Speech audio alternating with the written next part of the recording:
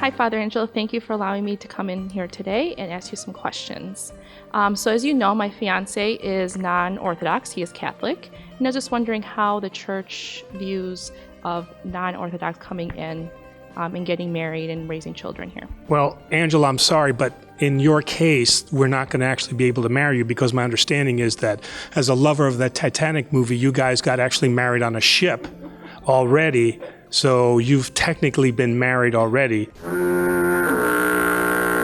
No, seriously, Angela, that's a really great question because in the year and a half that I've been here, out of the 14 weddings that I've done, only 2 of them have been to a Orthodox and Orthodox. So most of them, and especially my last parish, most of them are with non-Orthodox. And so there's absolutely no problem with that.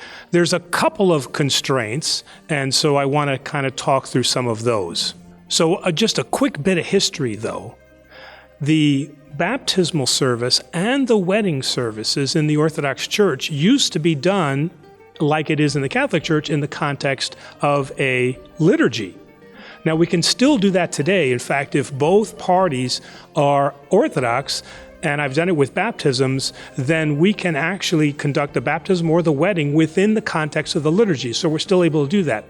But because in early times, there were more and more people that were not Orthodox that were getting married in the church, then the church separated the sacrament of weddings and baptisms from the actual liturgy. So now what we have is we have a separate service. The remnant of that is at the beginning of your wedding service, you're going to hear me say at the crowning, "Blessed is the kingdom of the Father and the Son," which is the start of a liturgy. Normally speaking, if it's not a liturgy, we don't do that. So really the only restriction that the church has is that the person must be a baptized Christian. So that's what we'd have to find out about your fiancé. Is he baptized? All right. And that baptism would have to be conducted or have been conducted in what we call a Trinitarian way. Trinitarian way being Father, Son, Holy Spirit. There are some churches like the Universalist Unitarian Church, the Mormon Church, and some non-denominational churches that do not practice that. So in that case, he would have to be rebaptized. But like it says in the Creed, only one baptism for the remission of sins. So as long as we can show that he is baptized as a Christian, then he can be received then into the church. So another question I have is, during the wedding ceremony, is the Catholic priest allowed to come into our church and be part of the ceremony? Normally speaking, yes, as long as the priest is shorter than the Orthodox priest, because the Orthodox priest always has to be the tallest in the room. Yes. Now, there's a few restrictions.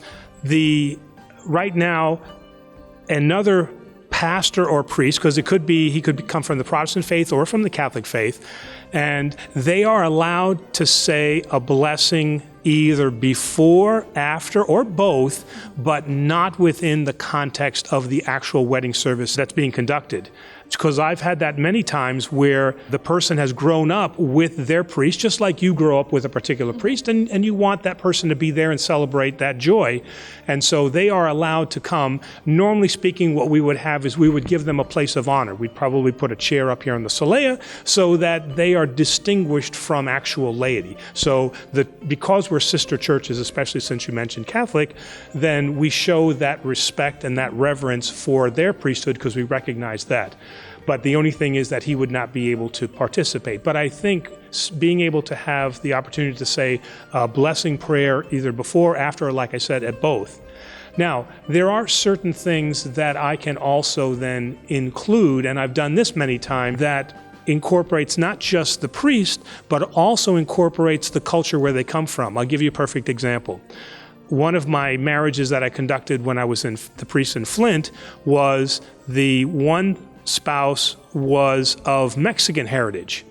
And so, as you know, that in the Orthodox Church, or the Greek Orthodox Church, we use the stephana, the crowns.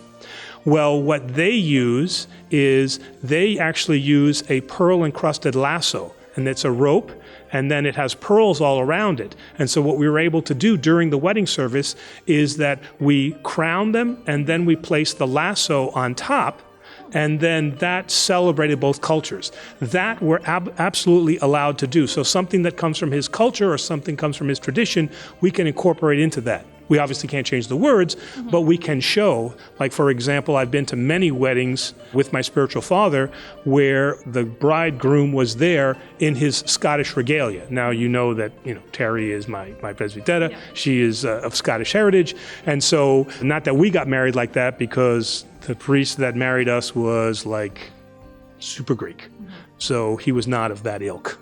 But I've seen it where they have like the crossed swords, if they were in the military or something like that. So there are certain things that we can incorporate because, as you mentioned, it's very important that the non-Orthodox spouse feels part of this community.